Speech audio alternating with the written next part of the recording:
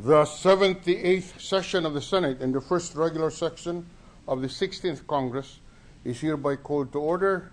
The chamber will be led in prayer by our Minority Leader, Senator Juan Ponce Enrile. Thank you, Mr. President. Maring maging quiet tayo at babaan natin ang ating mga ulo sa harapan ng Panginoon. Aming Panginoon, binubuksan po namin ang sesyon ng Senado ngayon ng may pasasalamat sa panibagong araw, buhay at pagkakataon na iyong ibinigay sa amin upang makapaglingkod sa aming kapwa. Marami po sa aming mga kababayan ang nananatiling gutom sa pag-asa't kalinga, walang trabaho, may sakit, at biktima ng diskriminasyon at pang-aapi. Marami rin po sa amin ang patuloy na bumabangon mula sa pagkasalanta sa mga nagdaang kalamidad. Sa iyong paggabay, mahanap nawa nila ang katatagan at inspirasyong magpatuloy at lumaban sa buhay. Sa harap ng mga pagsubok, basbasan niyo kami ng karunungan upang ang lahat ng aming gawain sa Senado ay para sa higit na ikabubuti ng aming kapwa at ang katotohanan ang siya naming gamiting maging saligan at katapatan at pangunawa ang aming maging gabay upang mapunuan ang aming kakulangan at mapatawad ang mga humuhusga sa amin. Sa iyong tulong at pagkalinga, naway tuluyang umusad ang aming bansa tungo sa kapayapaan at kaunlaran. Aming dasal, Panginoon, na ang inyong salita ay gumabay sa aming mga pusong upang kumilos ng naaayon sa iyong layunin. Siya nawa. Thank you, Senator Enrile. The Senate Choir will lead us in the singing of the Philippine National Anthem, after which they will render a song entitled, Lead Me, Lord. The Senate Choir.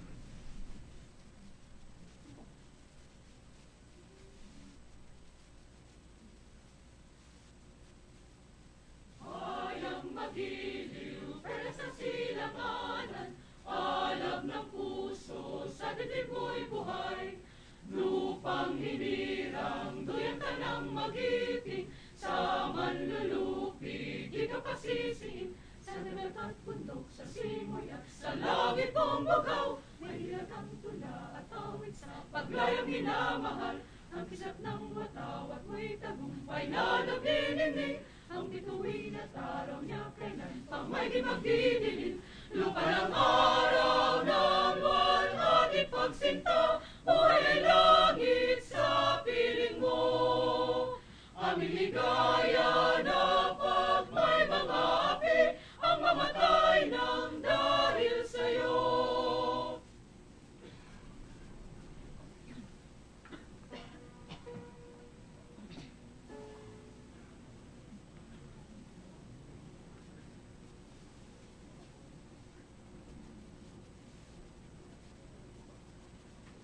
Lead me, Lord.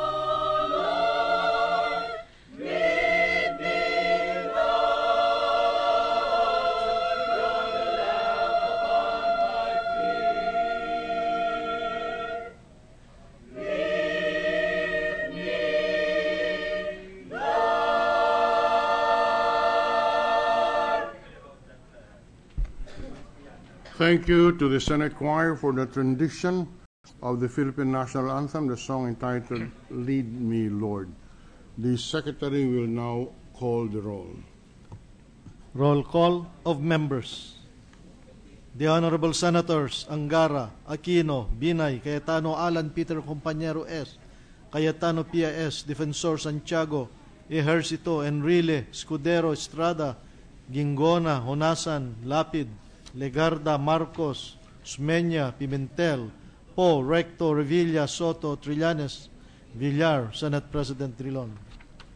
17 senators are present. The chair declares the presence of a quorum. The acting majority leader. Magandang hapon po, Mr. President. I move that we dispense with the reading of the journal of the 77th session, May 28, 2014, and consider the same as approved. Any objection? Hearing none, the motion of the acting majority leader is carried. Mr. President, I move that we proceed with the reference of business. Secretary will read the reference of business. Messages from the House of Representatives. Letter from Secretary General of the House of Representatives informing the Senate that on 27 May 2014, it concurred with the amendments introduced by the Senate on House Number 4084 entitled An Act Granting Philippine Citizenship to Andre Blatch. Archives. Letter from Secretary General of the House of Representatives informing the Senate that on 27 May 2014, it passed the following House bills in which it requests the concurrence of the Senate. House Number 2729 entitled An Act Authorizing the Punong Barangay to administer the oath of office of any government official, including the President of the Republic of the Philippines, further amending for the purpose Section 41, Executive Order Number 292, otherwise known as the Administrative Code of 1987 as amended. Committees on Local Government, Constitutional Amendments, Revision of Codes and Laws. House Number 4397, An Act Providing for the Modernization of the Philippine Atmospheric, Geophysical, and Astronomical Services Administration, PAGASA, and appropriating funds therefore. Science and Technology, Finance. House Number 4411, An Act Penalizing the Hoarding of Legal Tender Coins of the Philippine Currency. Banks, Financial Institutions, and Currencies. House Number 4420, An Act Declaring August 9 as National Indigenous Peoples' Day and mandating the meaningful observance thereof. Cultural Communities. House Number 4427, An Act Creating an Additional Legislative District in the Province of Cebu to be known as the 7th Legislative District. Local Government Electoral Reforms, People's Participation. House Number 4442, An Act Mandating the imposition of penalty lower than that prescribed by law in criminal cases where the civil case is settled through or by alternative dispute resolution, amending for the purpose Republic Act Number 9285. Justice and Human Rights. House Number 4443, entitled An Act Prescribing Stricter Penalties on the Crime of Delivering Prisoners from Jail and Infidelity in the Custody of Prisoners, amending for the purpose Articles 156, 223, and 224 of Act Number 3815 as amended, otherwise known as the Revised Penal Code of the Philippines.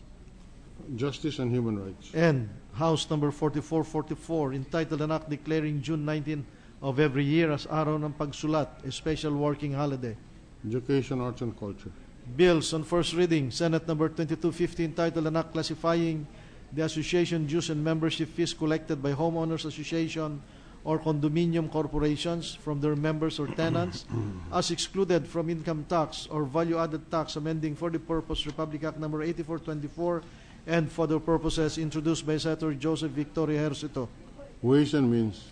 House Number 2251, An Act Imposing Stiffer Penalties for Falsification of Certificates of Land Title or any application, deed, instrument, or supporting document reasonably connected with and calculated to cause the issuance of a certificate of land title, classifying the same as a heinous offense involving economic sabotage if the value or aggregate value of the land is at least 10 million pesos, amending for the purpose Articles 171 and 172 of Act Number 3815 as amended, otherwise known as the Revised Penal Code, and for the purposes by Senator Joseph Victor Ejercito.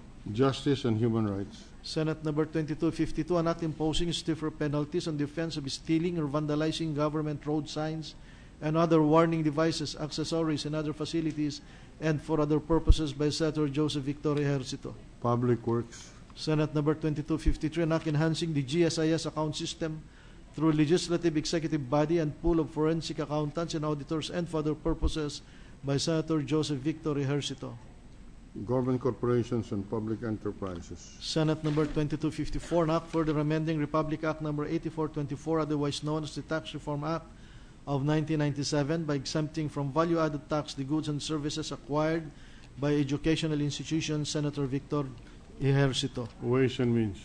Senate Number 2225, an act mandating the use of surveillance cameras for the security and safety of commercial establishments. Senator Joseph Victor Ejercito. The Public Order and Dangerous Drugs. Before we proceed further on the reference of business, may the Chair avail of the presence of the majority of our senators and approve on third reading the proposed Senate Bill 2226, which is on third reading, scheduled for third reading. The Acting Majority Leader. Yes, Mr. President, given your manifestation, I move to consider on third reading Senate Bill number 2226 under Committee Report number 29. Any objection? This is the Student Athletes Protection Act of 2014, Mr. President. Any objection? Hearing none, consideration of the measure is in order. With the permission of the body, may we request the Secretary to read only the title of the bill without prejudice to inserting into the record the whole text thereof. The Secretary will do so. Senate Bill Number 2226, an act protecting the amateur nature of student athletes in the Philippines by regulating the residency requirement and prohibiting the commercialization of student athletes. Mr. President, copies of this measure as approved on second reading have been distributed to the members of the Senate last Thursday, May 29, thereby complying with the 3-day rule found under Section 26, Paragraph 2, Article 6 of the 1987 Constitution. So I therefore move for a roll call vote, Mr. President. Secretary will do is directed to do the roll call vote. Roll call vote. The Honorable Senators Angara, Aquino, Binay, Cayetano Alan Peter Compañero S., Cayetano P.I.S., Defensor Santiago, Ejercito, Enrile, Escudero, Estrada, Gingona, Onasan, Lapid, Degarda, Marcos, Usmeña, Pimentel, Po, Recto, Revilla, Soto, Trillanes, Villar, Senate President Trilon. 15 affirmative votes, no negative votes, no abstention. Senate Bill number 2226 under Committee Report number 29 is hereby approved on third reading. So I move that we resume the reference of business, Mr. President. Yes, the Secretary will resume the reference of business referrals. Senate Number 2256, entitled an act classifying the services of franchise grantees of water utilities and sale or importation of machinery and equipment directly used in operating, maintaining, improving, and expanding distribution of potable water by water utilities as value-added tax-exempt transactions, amending for the purpose Section 1091 of the National Internal Revenue Code as amended by Republic Act Number 9337 and for other purposes by Senator Joseph Victor Ejercito. Ways and Means. Senate Number 2257, an act amending certain provisions of Republic Act Number 10149 or the GOCC Governance Act of 2011 by Senator Escudero. Finance, Government Corporations, and Public Enterprises. Senate Number 2258, an act promoting the welfare of workers in the wellness spa, beauty salon, fitness gym, and related businesses by facilitating their membership in the SSS. Further amending for this purpose Republic Act Number 1161 as amended, otherwise known as the Social Security Law, and for the purposes Senator Ejercito Estrada. Labor, Employment, Human Resources Development, Government Corporations, Public Enterprises. Senate Number 2259, an act protecting employees in cases of merger or consolidation, sale or transfer of all or substantially all assets or business of their employers and other purposes. Senator Ejercito Estrada. Labor, Employment, and Human Resource Development. Senate Number 2260, an act providing pre-employment privilege to indigents by granting a discount on fees in securing pre-employment certifications and clearances from government agencies by Senator Ejercito Estrada. Social Justice, Welfare, and Rural Development. Senate Number 2261, an act instituting policies for the protection and welfare of caregivers in the practice of their profession. Senator Ejercito Estrada. Labor, Employment, Human Resource Development. Senate Number 2262, an act establishing the Philippine Small Ruminant Center by Senator Ejercito Estrada. Agriculture and Food Finance.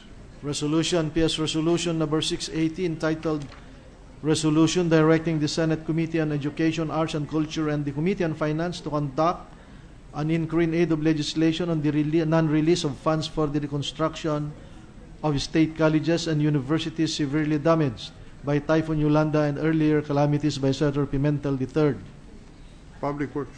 Committee reports. Committee report number 34, submitted by the Committee on Finance, and Senate number 963, introduced by Senator Ejercito Estrada, entitled an act further amending sections 3 and 4 of Republic Act number 3456 as amended by Republic Act number 1177, otherwise known as the Internal Auditing Act of 1962, recommending its approval with amendments. Sponsor, Senator, title an act amending section 53 of Republic Act. Calendar for ordinary business. Committee report number 36, submitted by the Committee on Finance, on Senate number 1872, introduced by Senator Enrile, entitled an act appropriating the sum of 10 billion pesos for the aid, relief, resettlement, rehabilitation, and livelihood services, as well as infrastructure support for the victims of the earthquake in Central Visayas, creating Central Visayas Assistance, Resettlement, and Development Commission for the purposes. PS Resolution number 297, introduced by Senator Grace Poe. Resolution urging the establishment of a 10 billion special fund for the immediate rebuild, reconstruction, rehabilitation of Bohol and Cebu, and to help the residents of the areas affected by the 7.2 magnitude earthquake that jolted Central Visayas. PS Resolution numbers 337, introduced by Senator Joseph Victor Ejercito, urging the President to allocate a 3 billion pesos rehabilitation fund for the immediate relief and rehabilitation of the areas affected by the September 2013 Zamboanga SIDS. PS Resolution numbers 338, introduced by Senator Joseph Victor Ejercito, entitled Creating the Economic and Livelihood Assistance to Victims of Typhoon Santi Fund and the appropriation of funds, therefore, in the amount of 2 billion pesos. And PS Resolution number 369, introduced by Senator Grace Poe, entitled Resolution recommending the inclusion of a special fund amount 10 billion pesos in the 2014 General Appropriations Fund to aid the victims of Super Typhoon Yolanda and for the reconstruction of the provinces of Leyte, Samar, Iloilo, Cebu, Palawan, and other local government views affected, recommending that it be archived. To the archives. Additional reference of business. Bills on first reading. Senate number 2263, entitled an act strengthening the balanced housing development program, amending for that purpose Republic Act number 7279 as amended by Republic Act number 9397, otherwise known as the Urban Development and Housing Act of 1992 by Senator Defensor Santiago. Urban Planning, Housing, and Resettlement. Senate number 2264, an act amending Section 8 of Presidential Decree number 910 to allow the financing of energy-related expenses of the Armed Forces of the Philippines in the use of the special fund, introduced by Senator Trillanes IV. Finance. Senate number 2265, an act providing for the modernization of the Philippine Atmospheric, Geophysical, and Astronomical Service Administration, PAGASA, and appropriating funds therefore, introduced by Senator Drilon. Science, Technology, and Finance. Majority Leader. Mr. President, with the permission of Senator Grace Poe, we will tackle first Senate Bill number 2212 under Committee Report number 26, the Youth Entrepreneurship Bill.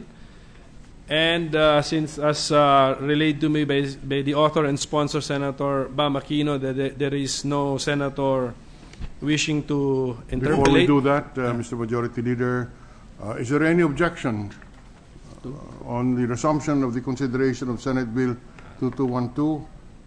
Chair hears none. Motion is approved. We are in the period of interpellations, Mr. President, but there being no senator wishing to interpellate, I move that we close the period of interpellation for Senate Bill number 2212. Any objection? Hearing none. The period of interpellation on Senate Bill 2212 is hereby terminated. I move that we transfer Senate Bill number 2239 under Committee Report number 32 from the... Before we do that, can we suspend consideration of Senate Bill number 2212? Yes, Mr. President, I move that we suspend the consideration of Senate Bill number 2212 under Committee Report number 26. All right. Consideration of the measure is suspended. So I move that we transfer Senate Bill number 2239 under Committee Report number 32 from the calendar of ordinary business to the calendar for special orders. Any objection? Hearing none, Senate Bill number 2239 under Committee Report number 32 is transferred from the calendar for ordinary business to the calendar for special orders. I move that we consider Senate Bill number 2239 under Committee Report number 32. Any objection? Hearing none, consideration of the measure is in order. So with the permission of the body, I move that the Secretary should read only the title of the measure, Mr. President. The Secretary will read the title of the measure. Senate number 2239, an act requiring all franchise holders or operators of television stations and producers of television programs to broadcast or present their programs with closed captions option and for other purposes. Majority Leader. I move that we recognize Senator Grace Poe to sponsor the measure, Mr. President. Senator Grace Poe is recognized to sponsor the measure.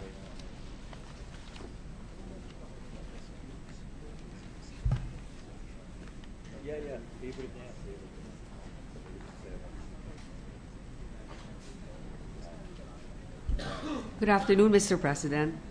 I rise to sponsor Committee Report number 32 on Senate Bill 2239, a consolidation of Senate Bills 271, 349, and 1656, authored respectively by Senator Revilla, Legarda, and this representation. This is also in consideration of House Bill 925, introduced by Representatives Tieng, Velarde, and Atienza, the approved version of the House of Representatives and which was referred to the Committee on Public Information and Mass Media. I would also like to acknowledge Senator Bam Aquino as one of our co-authors, Mr. President. Senate Bill 2239 is entitled An Act Requiring All Franchise Holders of Operators of Television Stations and Producers of Television Programs to broadcast or present their programs with closed caption option and for other purposes. The legislation has the objective of allowing the deaf, deafened, and hard of hearing individuals access to a full variety of television programs through the aid of closed captions and thus permitting them to engage and be part of popular culture.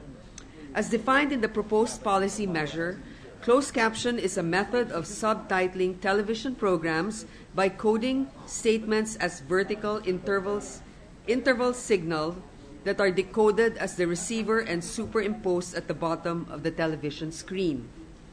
This is similar to the description written in the portal of Merriam-Webster that closed captioning is a system of having written words that appear on the screen to describe what is being said.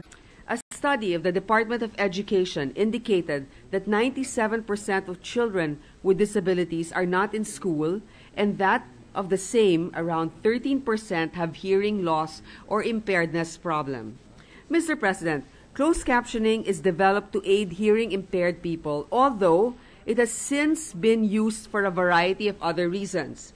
Number one, or deaf, hearing impaired, and the hearing world that interacts with them on a personal basis.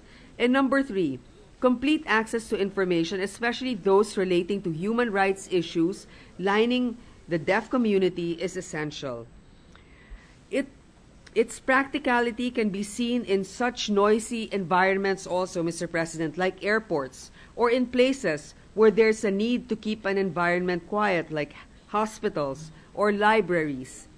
The following are the highlights of the legislation. A. It mandates that all franchise holders or operators of television stations and producers of television programs to broadcast or present their programs with closed captions options. It means that the system of closed captioning include the capability or option to hide or show the captions at the discretion of viewers. It benefits not only the deaf but also those who have difficulty hearing or understanding the spoken word. B. It provides exemptions where closed captioning may not apply. C. a system of penalty so that this written legislation will not just be a scrap of paper but should be honestly pursued. And D, a provision on implementing rules and regulations. This is most significant as the system of closed captioning is one that combines noble objective and technical implementation. I trust that in this phase, the MTRCB, NTC, and TV stations will devise mechanisms to fully realize the objectives and intents of the bill.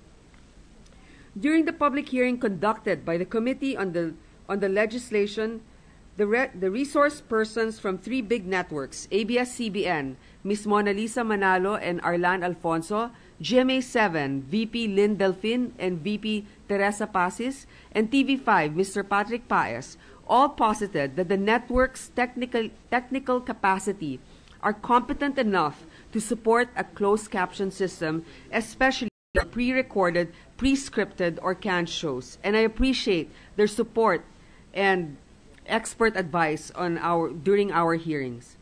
This legislation is likewise consistent and the fulfillment of the Philippine government's commitment when it ratified the Convention on the Rights of Persons with Disabilities in 2008. Its provisions explicitly state that there should be full accessibility and recognition of the linguistic and cultural identity of persons with disability. The country will also join the rest of Southeast Asian neighbors, Indonesia, Malaysia, and Thailand, in providing a closed captioning system to help the deaf and hearing-impaired community. Mr. President, maaari pong sabihin na ang panukalang ito ay malayo sa bituka na unang tingin ay masyadong teknikal para sa iba. Ngunit sa pagtatantya ng komite ay makakatulong sa ating mga kababayan hindi lamang sa mga taong may problema sa pandinig ukol sa impormasyon, ngunit sa atin din lahat na maaari natin malaman kahit na sa mga magugulong lugar kung ano ba nangyayari sa ating bansa. Baka kapanood tayo ng balita na kahit walang sound ay nababasa natin kung ano nangyari. Dahil tamang impormasyon ang pwedeng magpayabong sa bayan, ang sabi nga, information is the currency of democracy. Maraming salamat po, Mr. President. Thank you very much, Senator Poe. Senator Bamakino, Mr. President, wants to be recognized. Senator Aquino is recognized. What is the pleasure of the gentleman from Tarlac? I just want to make, Mr. President, a manifestation of support for the bill. Sorry? I just want to make a manifestation of support for the bill, Mr. President.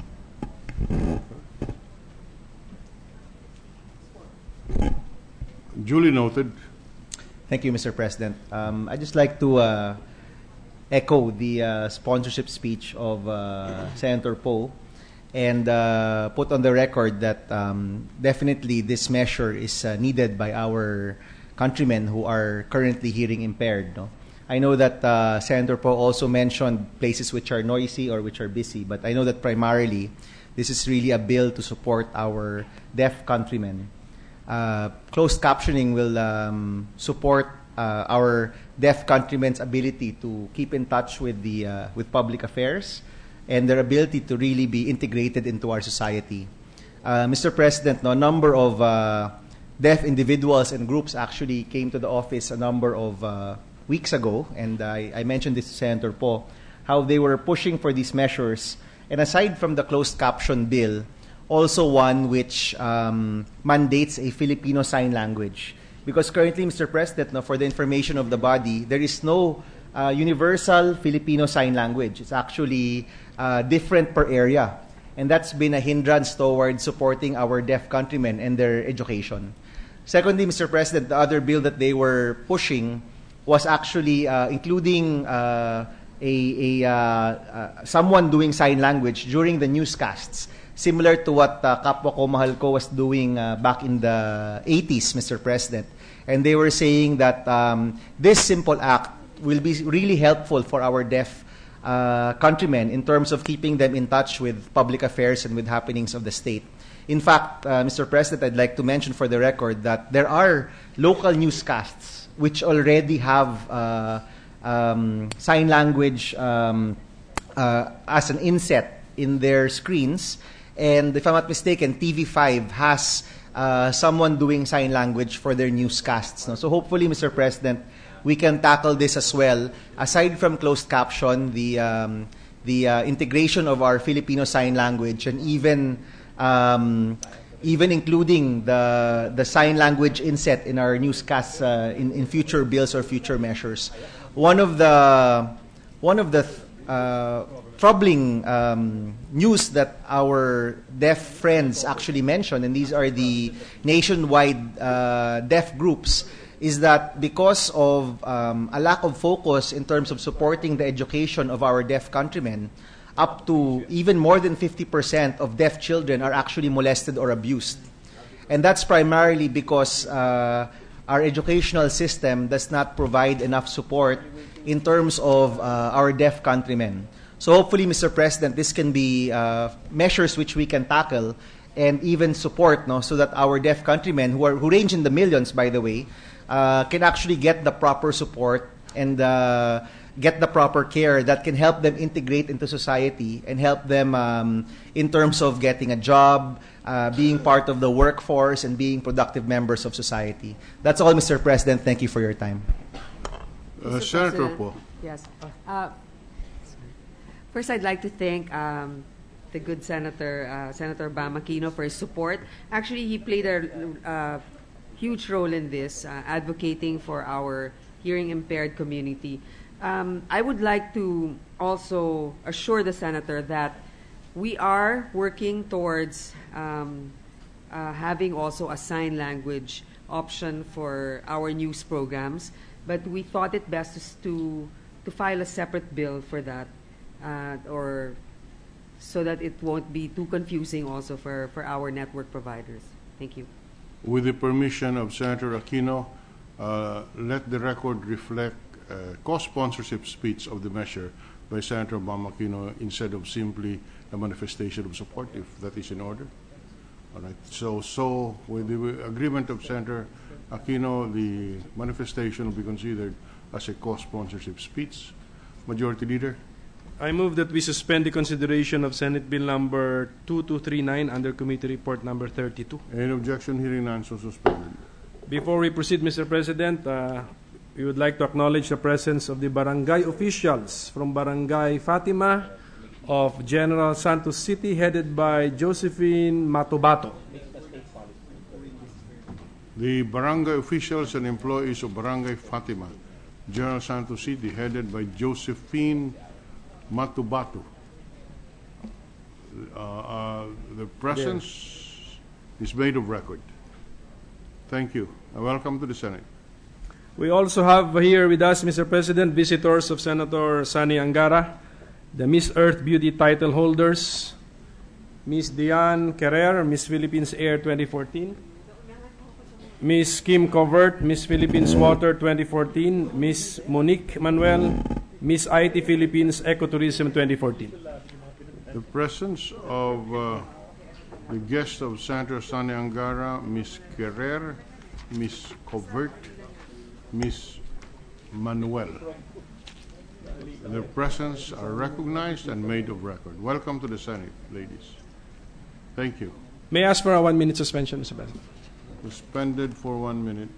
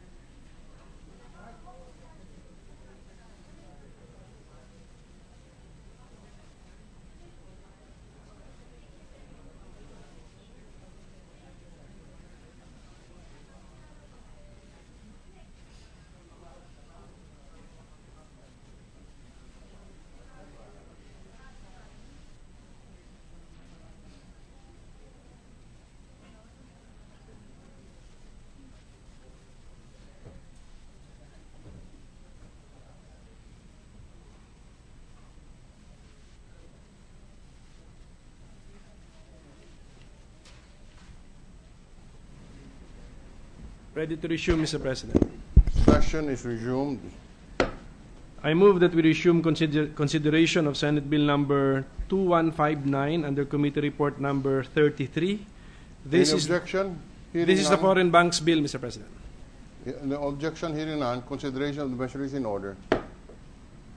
Mr. President, the status of the measure is that we are in the period of interpellations. I thus move that we recognize the sponsor, Senator Osmeña. Senator Sergio Osmeña III is recognized on the period of interpellation. Thank you, Mr. President. We understand that one or two members have signified their intention to interpolate but are not yet ready. We're just appealing that we approve this bill by next week so that we can go into BICAM with the House, who has already passed their version. And this bill is in keeping with our national treaty commitments to join the ASEAN framework for banking institutions in all of ASEAN. So The chair confirms that the agenda that is presented to him today does not indicate any senator who would want to avail of the period of interpellation. In that case, the chair is ready to receive a motion for the closure of the period of interpellation, if that is in order. Majority Leader? Yes, Mr. President. I move to close Yes. the period of interpellations and move to the period of committee amendments with the We can caveat. close the period of interpellation first. Yes, sir. So I'm With the caveat that during the period of committee amendments, this representation shall continue to entertain interpellations and inquiries. Questions may be raised on the period of amendments when an amendment is proposed. That is And correct. the chair of the committee, the sponsor, has manifested his willingness to respond to those questions. Any objection to the closure of the period of interpellation? There being none, so closed. So with that, Mr. President, I move that we suspend the consideration of Senate Bill number 2159 under Committee Report number 33. Before that, are there committee amendments being proposed by the sponsor? We're finalizing it. There are some inputs, last-minute inputs. All right. So in and, that case, we would be ready by tomorrow. in that case, the consideration of the measure is suspended, and tomorrow, when this bill is called, the committee amendments will be presented to the body for approval. So suspended. Thank you, Senator Osmeña. Okay, Mr. President, I move that we adjourn the session until 3 o'clock in the afternoon of Tuesday, June 3, 2014. Session is adjourned until 3 p.m. of Tuesday, June 3, 2014.